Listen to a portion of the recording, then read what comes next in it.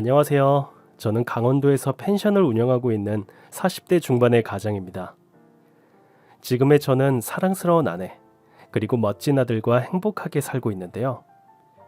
얼마 전 이 채널의 많은 사연을 들으며 과거를 많이 떠올리게 되었답니다. 오늘의 제가 있기 전에 믿을 수 없는 끔찍한 치부가 있었는데 지금부터 밝혀보도록 할게요. 저는 아내와 7년이라는 장기 연애를 하고 30 초반에 결혼했습니다. 둘이 참 많이 사랑도 하고 살벌하게 싸우기도 하며 고운정 미운정을 실컷 드리고 부부가 되었죠. 아내의 성격은 한마디로 말하자면 매우 셉니다. 어디 가서 말싸움을 하면 무조건 이기고 들어오는 그런 여자 아시죠? 이런 아내와 살게 된 저는 신혼부터 꼼짝도 못하고 잡혀 살기 시작했어요. 그럼에도 불구하고 밤만 되면 불타는 사랑을 해서 이듬해 어여쁜 아들을 얻게 되었습니다. 그리고 저에겐 고향인 강원도에서 25년 동안 꾸준히 연락하고 지낸 후배 녀석이 있었습니다. 후배는 제가 일하는 곳이 인천이어서 몇 년 전 인천으로 왔답니다. 너 인천에 아는 사람이라도 있는 거야? 아니면 인천에 있는 회사에 취직이라도 한 거야? 아니, 난 형이 있어서 인천으로 온 거야. 다른 이유는 없어. 일자리야 공장 같은 데 알아보면 얼마든지 있지 않겠어? 너도 참 답이 없다. 아무리 내가 좋아도 그렇지 무턱대고 이렇게 올라오면 어떡하냐? 그래서 지낼 곳은 구했어? 아, 형네 집이랑 가까운 오피스텔 얻었어. 혼자 지내기에 딱 맞는 평수더라고. 그런데 요즘 형수는 어떻게 지내? 아직도 둘이 살벌하게 싸우나? 아니, 네 형수 결혼하고 더 무서워져서 내가 꽉 잡혀 산다. 내가 한마디를 하면 10마디를 한다니까. 그래도 재밌게 사나 보네. 하긴 아들까지 생겼으니 얼마나 행복하겠어. 형 얼굴이 진짜 좋아 보여. 그런가? 아들이 주는 행복은 말할 수 없을 만큼 크긴 하지. 아무튼 난 이렇게 산다. 아 참, 지태 너희 아버지는 퇴원하셨어? 아, 퇴원하셨지. 안 그래도 형한테 고맙다고 전해달라고 하셨어. 형이 수술비 보태준 거 꼭 갚으시겠대. 에이, 아버님도 참. 내가 남도 아닌데 무슨 돈을 갚겠다는 건지. 지태 너와 너희 가족들은 나한테 가족과 다름없어. 우리 어렸을 때 생각해봐라. 둘도 없는 형제만큼이나 우애가 깊었잖아. 너희 부모님도 우리 부모님께 좀 잘하셨니? 그래도 형이 우리 가족을 얼마나 많이 도와줬어. 어려울 때마다 우릴 도와준 사람은 형이 유일하다니까. 아버지는 하느님보다 형이 으뜸이랬어. 신 같은 존재니까 형한테 잘하라고 하시더라. 지태의 집안은 가난했는데 저희 집안은 강원도 태백에서 가장 큰 부자였습니다. 부모님들끼리 친하셔서 저와 지태도 대물림이 되어 친형제처럼 지냈죠. 저는 인천에 올라온 지태의 일자리를 직접 알아봐 주기로 했어요. 이왕이면 돈도 많이 벌고 근무 환경이 좋은 곳에서 일하면 좋을 것 같아 인맥을 이용해 여기저기 일자리를 알아봤습니다. 그래서 잘 아는 용접공 선배가 지태를 키워주겠다고 하더라고요. 1년 안에 연봉 8천만 원으로 만들어주겠다고 확신의 말을 해주었습니다. 그래서 지태를 선배 공장의 용접공으로 취직시켜 주었고 밥벌이를 하며 살게 도와주었네요. 한편 아내도 지태를 저와 연애할 때부터 많이 봐서 인천에 왔다는 소식을 듣고 집으로 자주 초대했답니다. 지태야, 인천에 온 걸 환영한다. 아, 형수 오랜만이에요. 전보다 훨씬 예뻐지셨는데요? 혹시 시술이라도 받으셨나? 시술은 무슨. 나한테 예쁘다고 해주는 남자는 네가 유일한데? 내 남편은 내가 화장을 해도 시큰둥하다니까. 그거야 오랜 시간 연애해서 그렇죠. 여하튼 앞으로 자주 찾아뵐 테니 맛있는 것 좀 많이 해주세요. 당근이지. 형수 손맛 보고 싶으면 언제든지 찾아와. 두 사람은 저 때문에 이어진 인연으로 친남매처럼 다정했답니다. 그렇게 저희 세 사람은 자주 술을 마시기도 했고 연휴에는 가까운 곳에 여행도 다녀오곤 했어요. 저는 술을 마시면 지태에게 여자 좀 만나고 여가 좀 즐기며 살라고 조언을 자주 했답니다. 지태야, 네 나이 이제 30이야. 그런데 아직도 솔로면 어떡하냐? 인물도 좋고 이제 돈도 잘 벌잖아. 그러니까 빨리 애인을 만들어서 더블 데이트 하자. 애인? 안 그래도 좋아하는 여자가 있긴 해. 뭐, 그게 진짜야? 응? 예뻐? 엄청 예뻐. 완전 여신이야. 그런데 방해꾼이 있어서 잘 안 되네. 방해꾼? 임자라도 있는 거야? 사귀는 남자가 있더라고. 그런데 쉽게 포기가 안 돼. 그런 일이 있으면 형한테 진작 말하지 그랬어. 다음에 그 여자 불러서 같이 밥 먹자. 우리가 옆에서 팍팍 밀어줄 테니까. 그러자 제 아내가 옆에서 놀란 눈으로 말했습니다. 쥐태야, 너 정도면 충분히 그 여자를 네 여자로 만들 수 있어. 그러니까 힘내. 고마워. 다음에 기회가 되면 꼭 같이 시간 보내자. 제가 자주 짝사랑한다는 여자를 부르라고 해봤는데 연락이 잘 안 된다며 단념하겠다고 하더라고요. 그래서 새로운 인연을 엮어주려고 주변 지인들에게 연락을 돌려 지태와 어울리는 여자들을 소개해 주었습니다. 하지만 자기 마음에 드는 여자가 없다며 모두 실패로 돌아갔어요. 눈이 얼마나 높던지 여자들이 마음에 든다 해도 지태가 거절하더라고요. 야 임마, 너 여자를 좋아하는 게 맞긴 하냐? 왜 죄다 퇴짜를 놓고 그래? 형, 난 화려하고 도시적인 여자가 별로야. 순수하고 청순한 여자가 좋다고. 이제 나한테 소개팅 그만해줘. 형한테 미안해서 더는 못하겠어. 에휴, 그래 너 잘났다. 나중에 어떤 여자를 만날지 진짜 궁금하다 이 자식아. 그렇게 지태에게 여자 소개해주는 걸 포기하고 더블 데이트가 아닌 아내와 셋이 하는 데이트를 계속 즐겼답니다. 그러던 어느 날 지태와 술을 마시고 있는데 시골에 있는 지태 어머니가 밭일을 하다 쓰러졌다는 전화를 받았어요. 저는 지태를 따라가려고 했는데 크게 아프신 건 아닌 것 같다며 혼자 강원도로 내려갔습니다. 몇 시간 뒤 전화가 왔는데 지태 어머니가 뇌종양이라는 소식을 전했어요. 수술과 장기간 입원을 해야 하는 상황이라며 한숨을 내쉬는데 전화 너머에 있는 제가 지태의 걱정과 슬픔을 고스란히 느꼈답니다. 가정 형편이 좋지 않은 데다가 보험도 들어놓지 않은 걸 알고 있어 제가 병원비를 부담해 주기로 했죠. 지태는 거절하고 싶지만 당장 해결책이 없으니 염치 없지만 저의 돈을 받기로 했어요. 형, 진짜 미안해. 한두 번도 아니고 매번 형에게 의지하게 되네. 내가 언제 성공할지는 모르겠지만 내 인생의 1번을 형으로 정해놓고 꼭 100배, 1000배로 은혜를 갚도록 할게. 은혜는 무슨... 너랑 내가 보통 인연이냐? 지태 넌 나한테 친동생이나 다름없어. 그러니까 형이 해주는 건 부담 갖지 말고 다 받아도 돼. 고마워 형.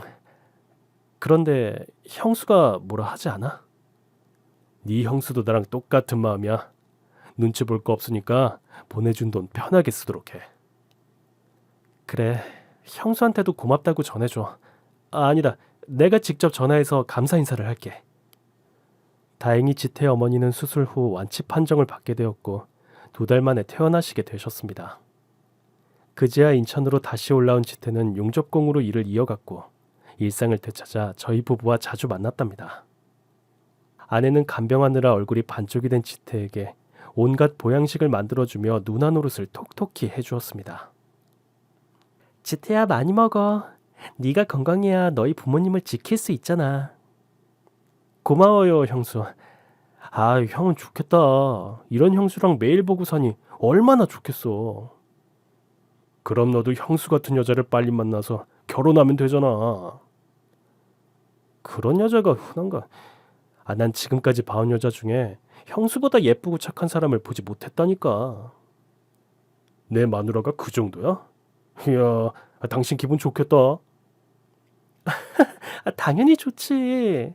남편이 아닌 다른 남자가 좋다니까 가슴이 두근거리는데? 아주 좋아 죽네. 그런다고 내 동생 넘보지 마라. 저희의 위로와 수다로 지태는 외롭지 않게 잘 지냈습니다. 그러던 어느 평일에 퇴근하고 집으로 향해 운전을 하고 있는데 아내와 지태가 둘이서 나란히 걸어가는 걸 보게 되었습니다. 그런 일은 없겠지만 혹시나 둘이 정분이 났나 싶어 차를 돌려 두 사람을 쫓아갔어요. 그런데 두 사람이 향한 곳은 모텔이었습니다.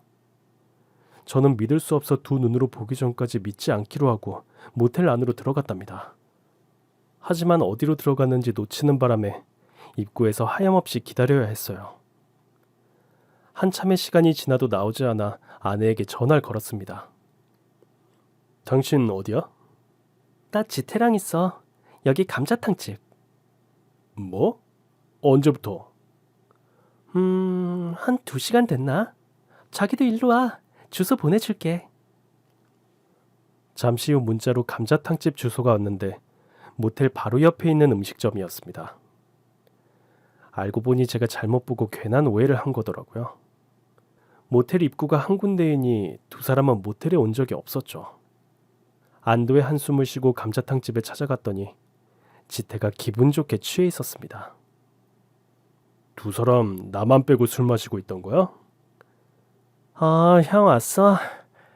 그게 내가 여자 고민이 있어서 형수랑 둘이 마시자고 했지. 얼씨구, 내가 소개해준 여자들은 죄다 퇴짜났으면서 여자 고민을 하냐? 그게 말이야. 내가 좋아하고 있다는 여자 있다고 했잖아. 얼마 전 나랑 사귀게 됐어. 뭐 그게 정말이야? 골키퍼가 있다더니 골을 넣은 모양이네. 축하한다 자식아. 고마워. 알고 보니까 그 여자도 날 아주 많이 좋아하고 있었대.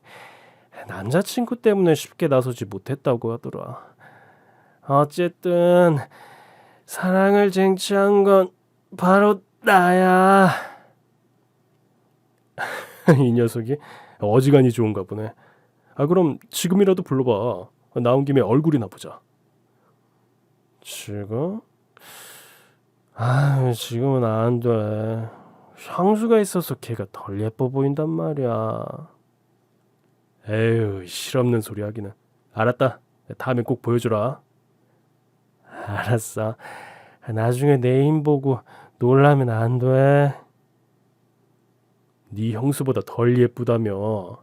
그런데 내가 놀라겠냐? 아니, 다른 이유로 놀랄 거야. 그러자 아내가 지태가 취했네. 여보, 우리 그만 일어나자.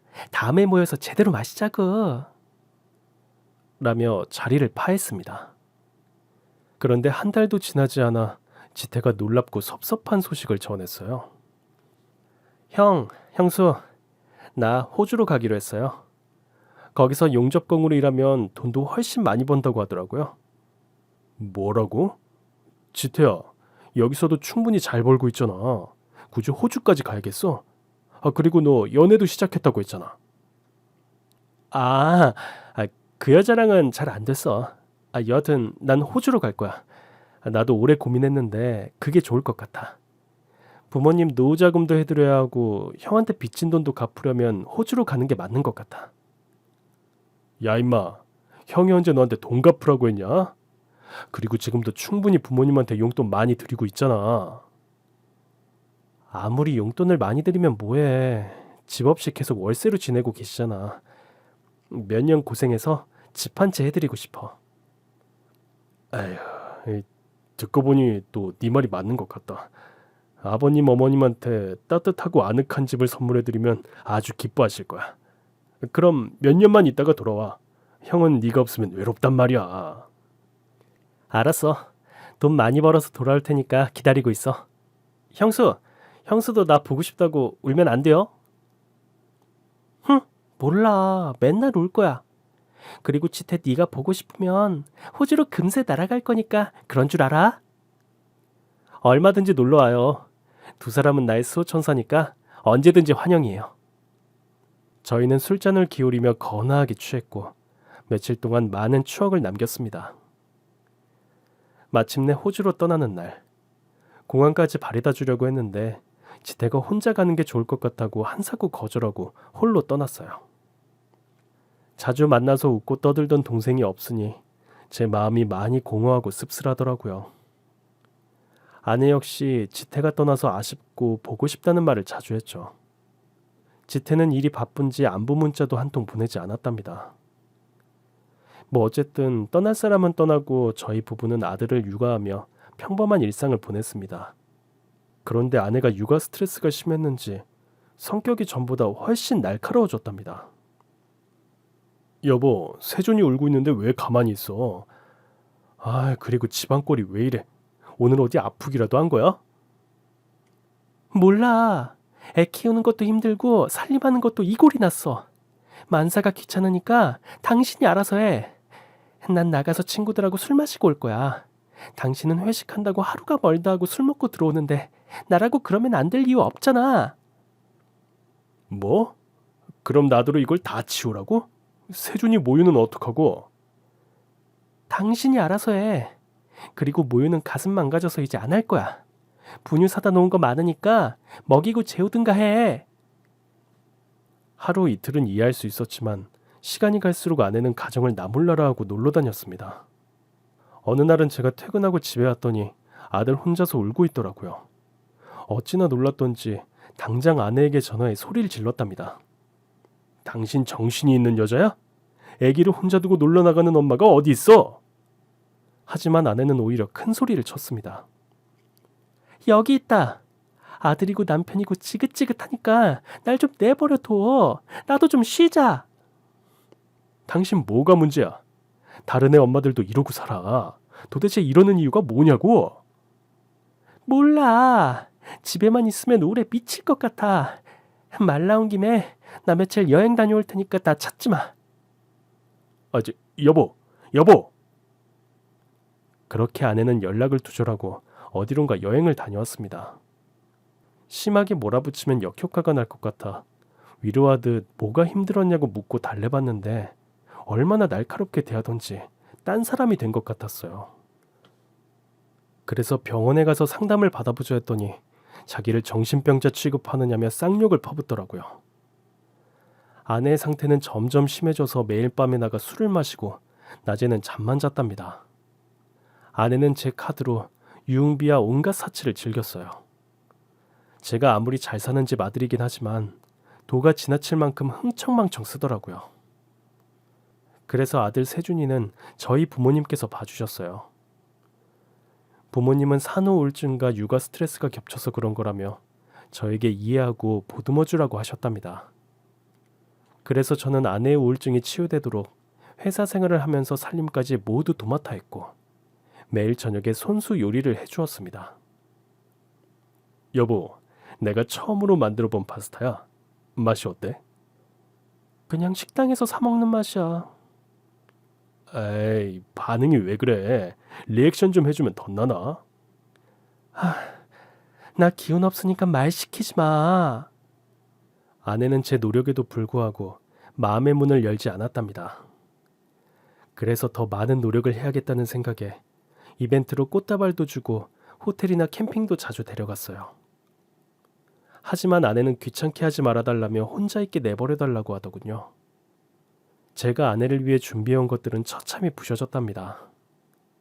그렇게 아내는 계속해서 마음을 고쳐먹지 않고 가정을 내팽개치고 놀러다니는데 급급했습니다.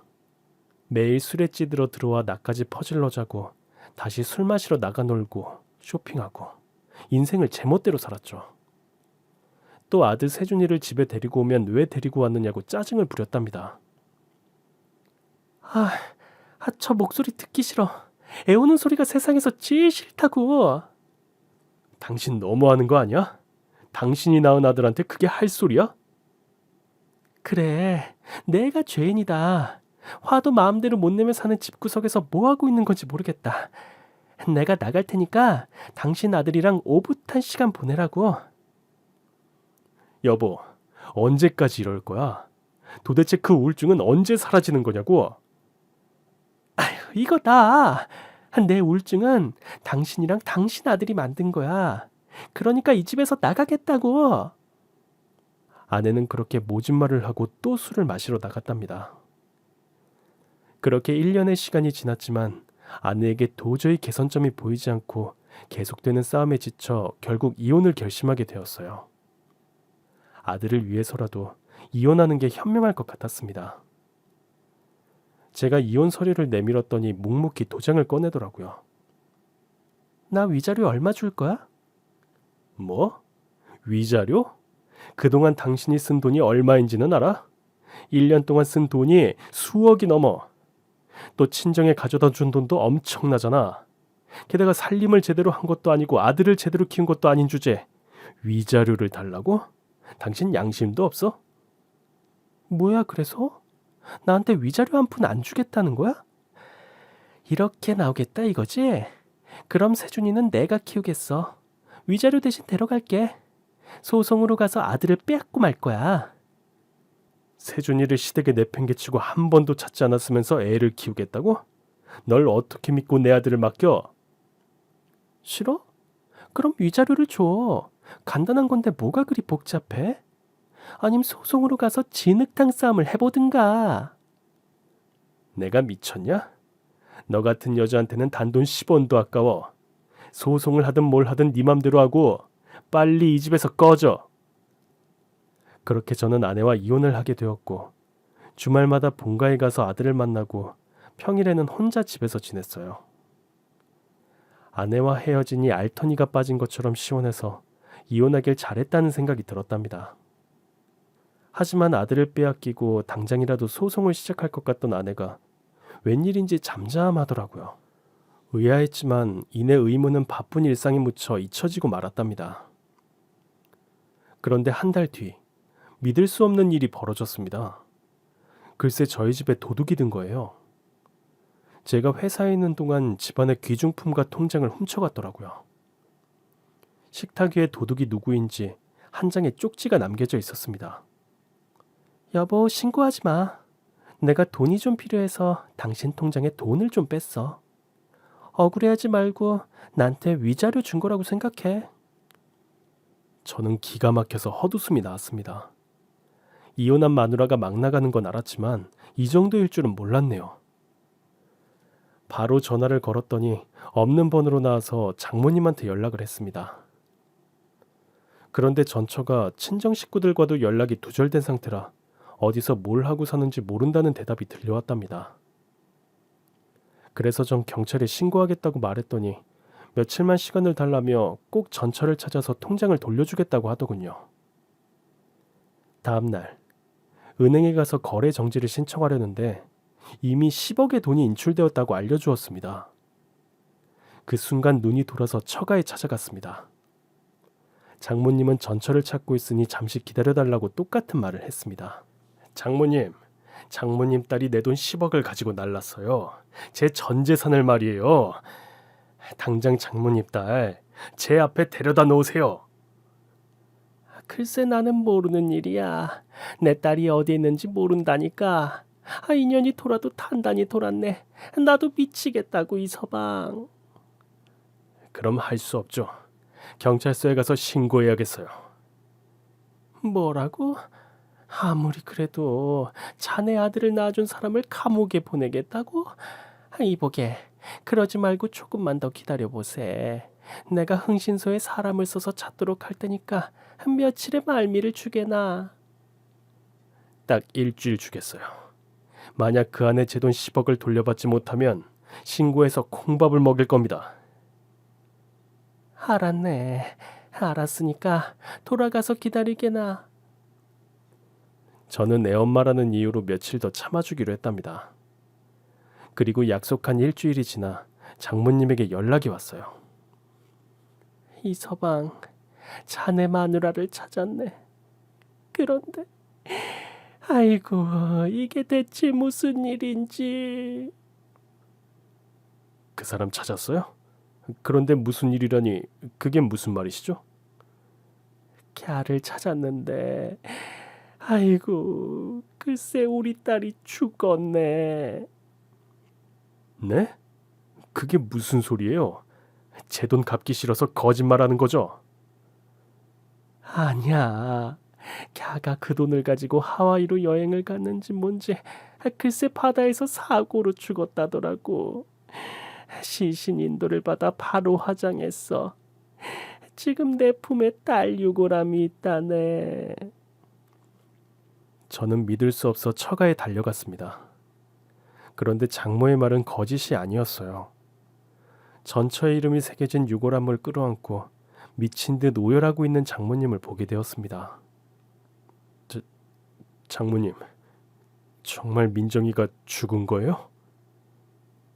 이서방, 이를 어쩌면 좋나?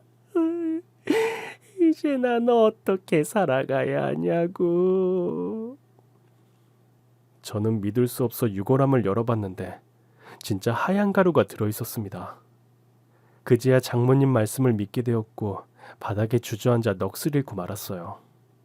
저와 이혼하지 않았으면 이런 일이 벌어지지 않았을 텐데 하고 자책을 했답니다. 이윽고 장모님과 부둥켜 안고 오열하며 오랜 시간을 슬퍼했어요. 그리고 전처가 죽은 마당에 돈을 돌려받을 생각은 하지 않기로 했답니다. 쓸쓸히 집으로 돌아가 전처의 죽음에 제 책임이 있는 것 같아 며칠 동안 힘든 시간을 보냈어요. 전처와 함께 살던 집에 지내고 있으니 더 많이 생각나서 미칠 것만 같더라고요. 그래서 전 떠나야겠다는 판단을 했습니다. 본가에 가서 전처의 죽음을 알리고 아들과 둘이 떠나서 살겠다고 전했더니 부모님은 씁쓸해하시며 허락해 주셨습니다. 저는 직장을 그만두고 시골로 내려가 부모님이 지원해 주신 돈으로 펜션을 마련했답니다. 24시간 아들과 붙어 있으며 영업을 했죠. 조용한 공간에서 바쁘게 육아하고 펜션을 관리하며 지내봤더니 전처 생각이 줄어들었고 이듬해에는 죄책감을 덜 수 있었습니다.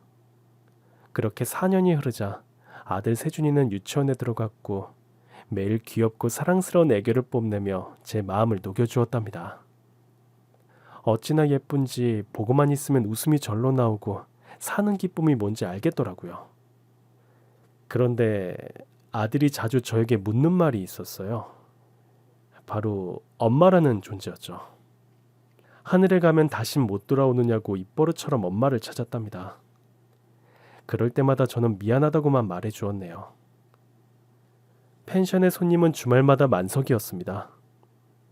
손님들이 제 아들을 보면 많이들 예뻐해 주시고 먹을 것도 나누어 주었죠. 그러던 어느 날 혼자 놀러온 여자 손님이 제 아들을 자기 무릎에 앉히고 진짜 엄마처럼 대해주는 걸 보게 되었어요. 저는 아들이 선을 넘는 행동을 하는 것 같아 다그치듯 말했습니다. 세준아, 이모 힘드니까 이리 와. 이제 아빠랑 씻고 자야지. 싫어. 나 이모랑 잘 거야. 이모가 그래도 된다 그랬어. 세준아, 자꾸 고집 부리면 아빠 화낸다. 그러자 세준이를 무릎에 앉힌 여자 손님이 말하더군요. 사장님, 조금만 더 세준이랑 놀게 해주세요. 제가 좋아서 그래요. 아이가 너무 예뻐요. 그렇게 말씀해 주시니 감사합니다. 그럼 조금만 더 데리고 놀다 피곤하시면 바로 말씀해 주세요. 아마 밤을 새우고 놀아도 피곤하지 않을 것 같은데요. 이런 아들을 두셔서 너무 부럽네요. 여자 손님은 세준이를 친아들 돌보듯이 음식을 먹여주고 뽀뽀해주고 업어주기까지 했습니다. 누가 보면 모자지간으로 보이겠더라고요. 사실 그 모습에 세준이의 엄마가 되어주면 얼마나 좋을까라는 상상을 했답니다. 이튿날 여행을 마치고 돌아가려는 여자 손님과 작별 인사를 하는데 아들 녀석이 오열하며 가지 말라고 다리에 매달렸어요. 제가 아무리 말려도 여자 손님과 같이 살고 싶다고 소리를 고래고래 질렀답니다. 죄송해요. 제 아들이 엄마 없이 자라서 그런지 손님에게 정이 많이 들었나 봐요. 세준이한테 들어서 알아요. 엄마가 하늘나라에 갔다고. 저도 세준이랑 정이 많이 들어서 발길이 떨어지지 않네요. 아무래도 며칠 더 여기서 묵어야겠어요. 괜찮을까요? 네? 손님, 그러실 필요까지 없습니다. 바쁘실 텐데 가보셔야죠. 안 바빠요. 저는 사진 찍는 일을 해서 자유롭게 일하고 자유롭게 노는 사람이에요. 그러니까 제가 쓰던 방은 예약 잡지 말아주세요. 네, 그러시다면요. 저야 감사하죠. 대신 방값은 받지 않겠습니다. 돌아가실 때까지 제 아들하고 좋은 추억을 만들어주세요. 여자 손님이 아들을 데리고 노는 동안 마트에 가서 대접할 고기와 간식들을 바리바리 사들고 와서 세 사람이 같이 저녁을 먹었답니다. 그리고 아들이 잠에 들자 둘이서 대화를 나누기 시작했어요. 사실 저도 남편과 사별했어요. 그 충격에 뱃속에 있던 아이를 유산하게 되었죠. 저런, 그런 아픔이 있으셨군요. 네, 얼마 전까지 많이 힘들었어요. 그런데 세준이를 만나니 다 잊혀진 것 같아요. 아무래도 세준이가 저를 구해준 것 같습니다. 저 앞으로 세준이 보러 자주 찾아와도 될까요? 그럼요. 손님은 언제나 환영입니다. 평생 무료로 모실 테니 얼마든지 놀러 오세요. 에이, 자꾸 손님 하시니까 거리감이 느껴지네요. 우리 통성명이나 해요. 제 이름은 김한나예요. 이름도 예쁘시군요. 전 이민호라고 해요. 민호 씨, 제 이름도 예쁘다는 건 얼굴도 예쁘다는 말로 들리네요? 아, 네, 맞습니다. 한나 씨는 얼굴도 예쁘시고 마음씨도 너무 예뻐요. 사실 제 아들하고 노는 모습을 보고 많이 기뻤어요. 세준이에게 새엄마가 생긴다면 한나 씨 같은 분이면 좋겠다고 생각도 했고요. 그래요? 그럼 내가 세준이 새엄마를 하면 되겠네요. 저는 당연히 농담일 거라고 생각하고 멋쩍은 미소를 지었는데 한나 씨 표정은 세상 누구보다 진지한 얼굴이었습니다. 저희는 그날 밤 술잔을 여러 번 기울이고는 같이 좋은 시간을 보냈답니다. 한나 씨와 그렇게 연인이 되고 매주 펜션에서 연애를 했습니다.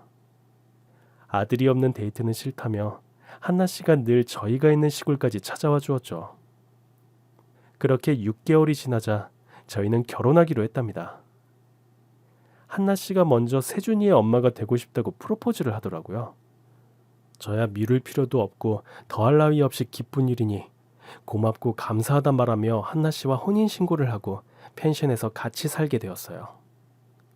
세준이는 새엄마가 된 한나 씨에게 매일 껌딱지가 되어 붙어 다녔습니다. 저에겐 아예 오려고 하지도 않고 그녀의 품만 좋아했답니다. 그래서 신혼인데도 아내와 따로 잠을 자야 했네요. 그렇게 가정을 꾸리고 아들에게 행복을 선사해준 아내에게 무척이나 고마워서 평생 행복하게 해주리라 다짐하는 마음을 가졌습니다. 저희가 살고 있는 시골 마을은 펜션이 몇 채 있었는데 다들 친하게 지내고 있어 장작을 패거나 펜션을 수리할 때는 힘을 모아 일했답니다. 저희 펜션 지붕에 물이 새는 것도 옆 펜션 형님이 고쳐주었죠. 조용하고 아늑한 시골에 아무런 사고 없이 잘 살고 있었는데 5년 뒤 지붕을 고쳐준 형님네 펜션에 끔찍한 일이 발생했습니다. 큰 불이 난 거죠. 한밤중에 난 불이라 손님들이 빠져나오지 못하고 현장은 아수라장이 되었습니다. 저는 야외에서 바람을 쐬고 있던 중이라 곧바로 불길을 뚫고 사람들을 구하기 시작했습니다. 그때도 펜션 주인들이 모두 모여서 무사히 인명피해가 없도록 했는데 형님의 펜션은 무너지고 재로 변해버렸죠. 저는 연기를 많이 마셔서 펜션 손님들과 구급차에 올라 병원으로 가게 되었습니다. 정신이 없어 손님들을 일일이 확인하지 못했지만 대충 20명 정도의 손님이 대학병원 응급실로 옮겨져 산소를 마시거나 화상을 입은 환부를 치료받고 있었어요. 그런데 안타깝게도 한 여자 손님 얼굴이 절반 가까이나 화상을 입어 오열하고 있었습니다. 같이 구조된 사람들이 위로해주고 있었는데도 울음을 멈추지 못하더라고요. 내 얼굴 어떡해. 내 얼굴 돌려놔.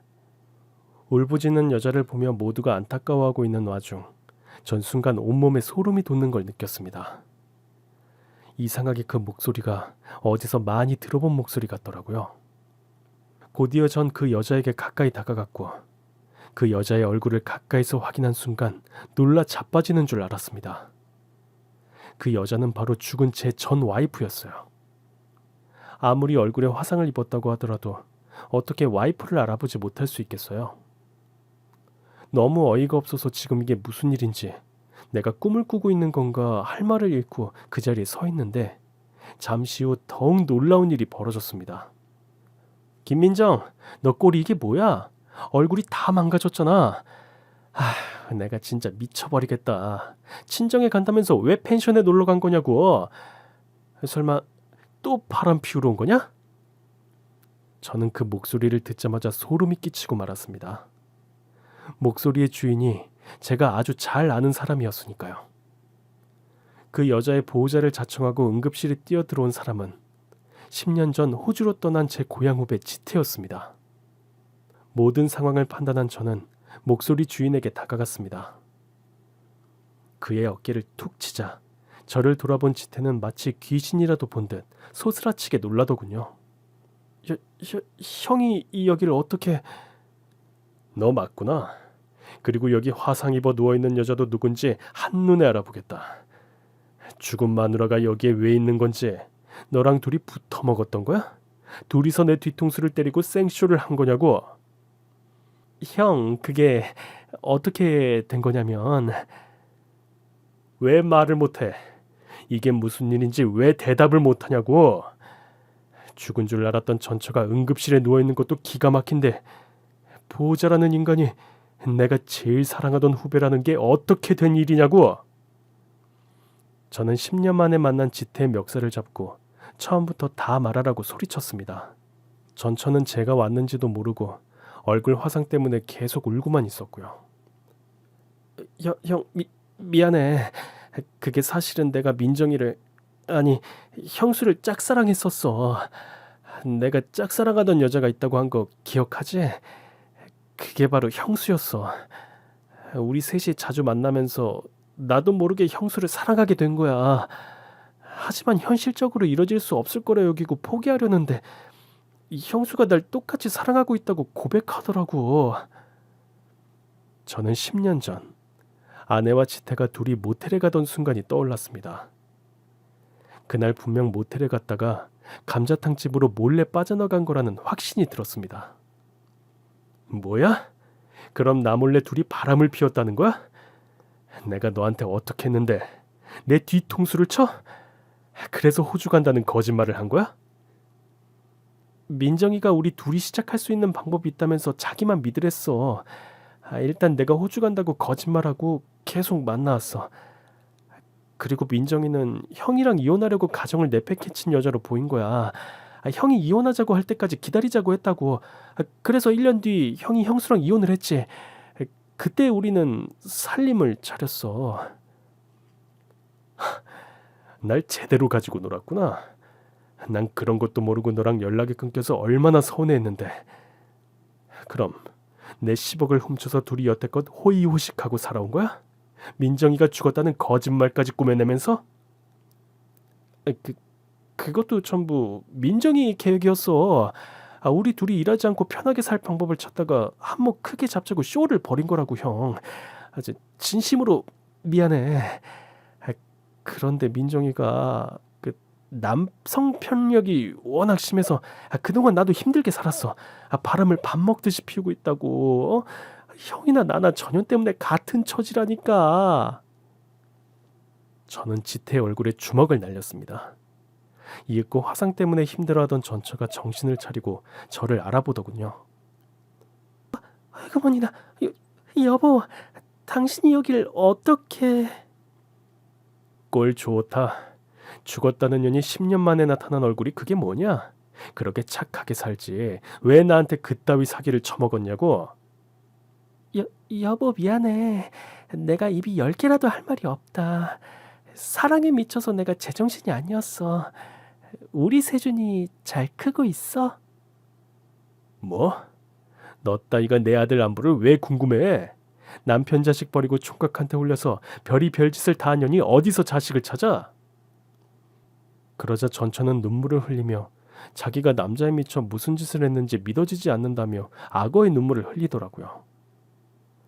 크게 다친 전처를 뭐라 할 수도 없고 미치겠더군요. 그래서 전 결단을 내렸습니다. 너희 둘 그리고 장모님까지 사기죄로 형사고소하겠어. 사기 공소시효가 10년이라는데 딱 맞게 걸렸으니 피할 수 없을 거야. 이건 하늘이 너희에게 준 기회라고. 형, 우리 신고하겠다고? 지금 너무 흥분한 모양인데 그러지 마. 형이랑 나는 친형제와 다름없잖아. 동생을 감옥에 보낼 생각은 아니겠지? 응? 친형제? 너 말 잘했다.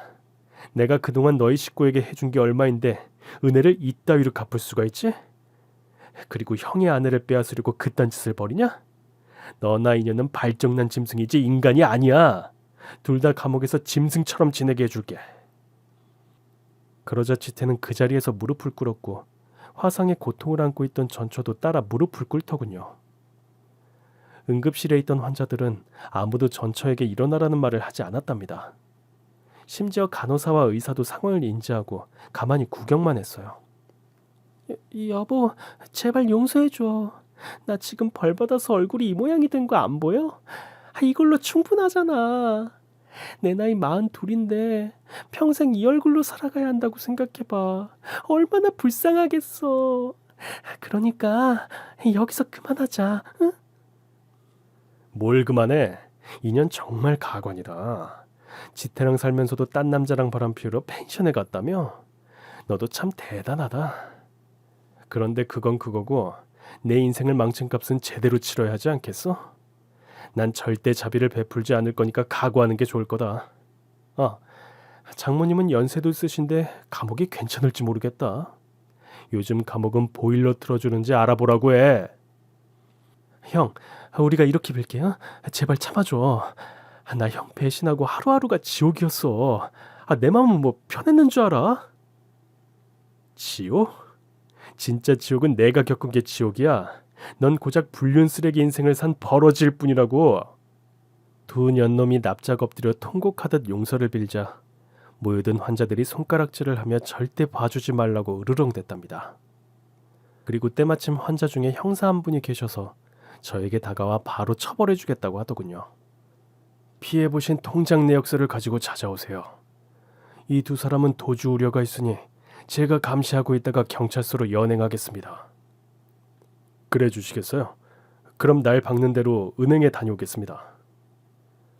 그래서 저는 아침이 되자마자 10억을 털어간 증거를 가지고 사기 및 절도 범죄 공모죄로 두 년놈과 장모를 고소했습니다.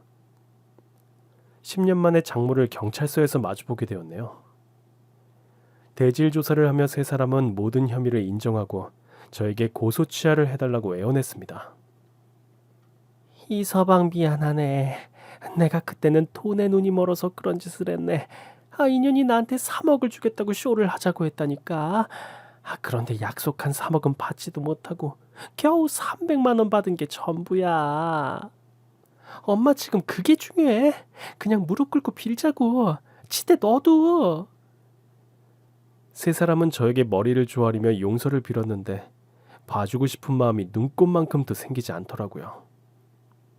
내가 가장 믿었던 사람들이 내 등에 칼을 꽂고 10년 동안 속였는데 그냥 용서해달라고? 당신들 같으면 용서하겠어? 난 법대로 할 테니까 마음 단단히 먹는 게 좋을 거야. 안 돼, 여보.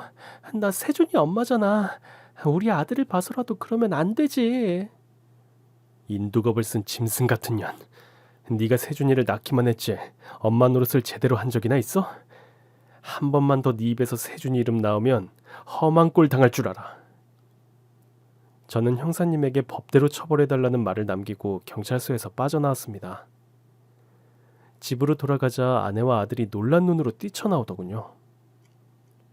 여보, 어떻게 된 거야? 병원에 가봤더니 벌써 퇴원했다 그래서 얼마나 걱정하고 있었는 줄 알아? 그게 병원에서 나왔더니 너무 졸려서 사우나 가서 한숨 자고 나오는 길이야. 그럼 전화라도 한 통 해줘야지. 집에서 기다리는 우리가 얼마나 걱정한 줄 알아? 맞아요, 아빠. 엄마랑 오매불망 아빠만 오길 기다렸어. 아빠는 크게 다치지 않았다고 해서 금방 올 줄 알고 뜬 눈으로 밤을 보냈다고. 그런데 혼자 사우나에서 잠을 자고 왔다고? 세준아 미안하다. 아빠가 정신이 너무 혼미해서 전화할 정신이 없었어. 그나저나 너 왜 학교 안 갔어? 아빠 때문이야? 저는 아들에게 전처를 만나고 왔다는 소식을 전하지 않았습니다. 그냥 끝까지 죽은 사람으로 여기는 게 모두를 위해서 낫겠다는 판단이 들어서 비밀로 하기로 했답니다. 얼마 뒤 전처와 지태, 장모의 재판이 있어서 아내와 아들에게는 다른 볼일이 있다고 거짓말하고 재판에 참석했습니다. 저는 숨김없이 제가 당했던 모든 걸 털어놓았고 죄인 셋도 자기들 죄를 인정하며 징역에 처해졌어요. 모든 게 잘된 일인데 공허한 기분이 계속 들었습니다. 제가 인생을 얼마나 제대로 못 살았으면 사랑하는 사람들에게 이런 식으로 배신을 당할까 하는 마음이더라고요. 그래도 집으로 돌아가선 아무 일 없다는 듯이 밝은 모습으로 지냈습니다. 아들은 여전히 아내를 친엄마처럼 잘 따르고 사랑하며 아내 또한 세준이를 세상에서 가장 귀한 존재로 여기고 있답니다. 그리고 비온 뒤 땅이 굳는다는 말처럼 저희 가족에게 기쁜 소식이 찾아왔습니다. 제 아내가 세준이 동생을 임신하게 되었다네요. 그 순간 지난 10년의 세월은 까마득하게 잊혀졌고 앞으로 살아갈 미래만이 제 가슴을 꽉 채웠습니다. 그래서 지금 저희 식구들은 더할 나위 없이 행복하게 잘 지내고 있어요. 아내도 아들도 뱃속의 둘째까지 모두 건강하답니다. 이렇게 제가 당한 수모와 치부를 드러내기까지 오랜 시간을 고민하다가 평소 즐겨 듣던 이 채널에 이렇게 사연을 보내게 되었네요. 재밌게 들어주셨길 바라며 이만 글을 줄이겠습니다. 모두 사랑하는 사람과 행복한 시간 보내시길 바랄게요.